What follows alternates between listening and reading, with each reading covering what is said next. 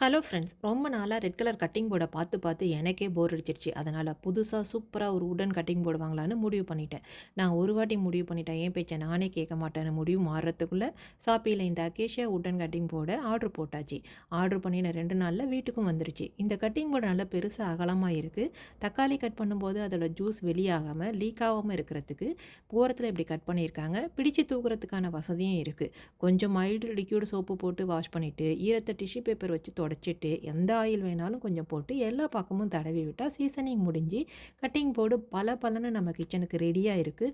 உருளைக்கிழங்கு வெட்டலான்னு கட் பண்ணினா cutting mark விழுது. எனக்கா கட் பண்ண மனசே வரல. உடனே என்னுடைய பொண்ணு, இப்போ அப்படி தான் சொல்லுவீங்க, கொஞ்ச நாள் கழித்து பார்த்தா கட்டிங் போர்டில் வெறும் கோடு மட்டும்தான் இருக்கும் அப்படின்னு கலாய்க்கிறாங்க. அதுவும் சரிதானு ஒத்துக்கிட்டேன். முதல்ல கட்டிங் போர்டை பஞ்சர் பண்ணாமல் எப்படி கட் பண்ணுறதுன்னு கற்றுக்கணும். வீடியோ பிடிச்சா சப்ஸ்கிரைப் பண்ணுங்கள், பிடிக்காட்டியும் கூட சப்ஸ்கிரைப் பண்ணுங்கள், தப்பில்லை. பாய்.